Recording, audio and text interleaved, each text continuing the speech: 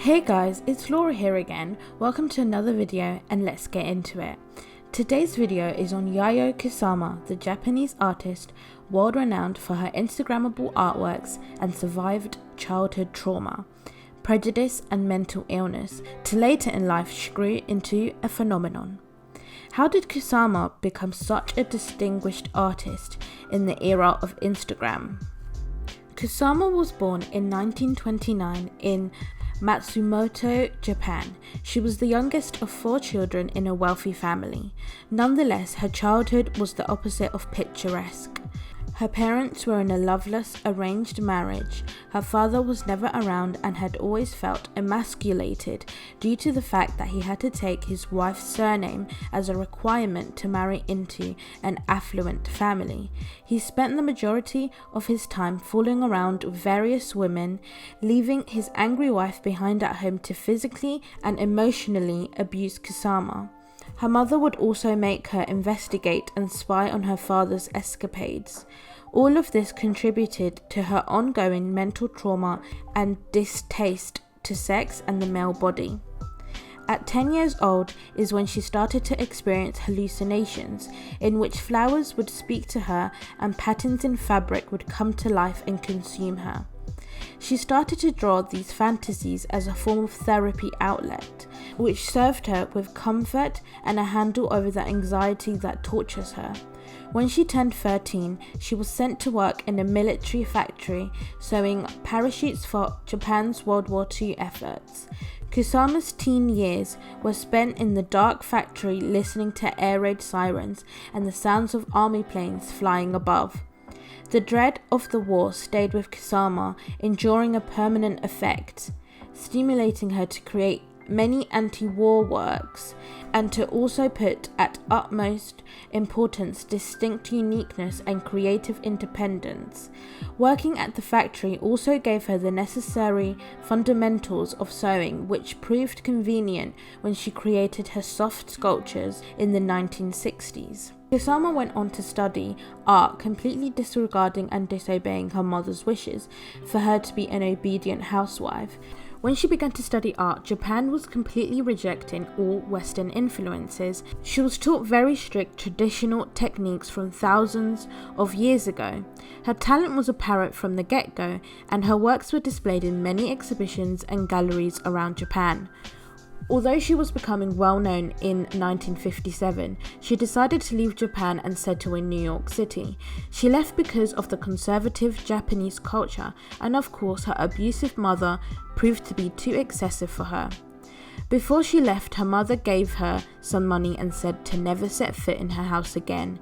In reaction, Kusama ruined many of her works. When she arrived in the USA, she felt more free to explore her artistic practice, as she had felt quite censored in Japan. With the help of her friend Georgia O'Keeffe, another fellow artist and popular at the time, who she had started writing to in Japan, she was able to secure many exhibitions, sales, and interest in her work. Throughout this time, Kusama created eagerly, fully encouraged by the free-spirited hippie culture of the 1960s, which encompassed protesting war, patriarchy, and capitalism. Merging these themes together with her own intimate anxieties, she created art that was extremely personal, but that also spoke to the inequality at the time. Critics had no idea what to exactly make of her ingenious art, and promptly after, the struggling artist was met with fame. She was so notorious that she was rivaling some of the most prolific pop artists at the time. During the 15 years Kusama lived in the United States, she worked extremely hard and for many hours at a time. She would sometimes work for 50 hours at a time without rest. She created work that ranged from drawings, paintings, sculptures, performance, fashion, writing, and installation. Ultimately, the workload was too much for Kusama and completely exhausted her to the point of her moving back to Japan. She went back to seek treatment for her mental exhaustion and deteriorated physical health. In 1977, after she was diagnosed with obsessive compulsive neurosis, Kusama checked herself into the Seiwa Mental Hospital and has been living and working there by choice ever since. Moving back to Japan, she was now forgotten and only remembered for her violence-soaked writings. However, that all changed in 1993 when she was asked to represent Japan at the 45th Biennale. The now world-renowned installation of one of her infinity rooms, which contained dotted pumpkins coupled with the artist's performances alongside the exhibition, revived the attraction and recognition for her work, along with the peculiar and unique artist herself. Kusama still pursues the spotlight and continues to request on being photographed with her art, wearing her iconic red wig and polka dot outfits that she makes herself. Kusama's personality has become as captivating as her art. In 2008, one of Kusama's infinity nets established a new art auction price record for a living female artist and led to collaborations with luxury fashion retailers like Marc Jacobs and Louis Vuitton.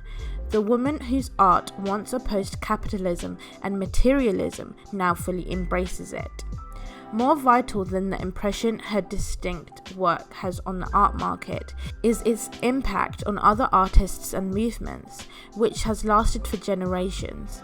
Her work has inspired pop artists like Andy Warhol, feminist artists like Harley Schneemann, performance artists like Yoko Ono, and contemporary artists like Damien Hirst.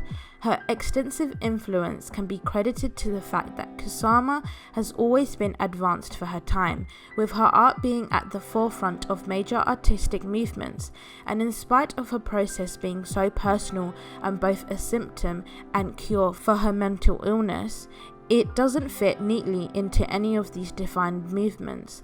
To this day, she describes herself as a lone wolf, most content with being known as independently avant-garde. Thank you so much for listening. I hope you enjoyed learning more about Yayoi Kusama. If there is any other artist or designer's life you want to learn more about, please leave it down in the comments below. I would really appreciate it if you would leave a like, please subscribe and put your notifications on so that you can be notified for when I next post. See you on the next one. Bye!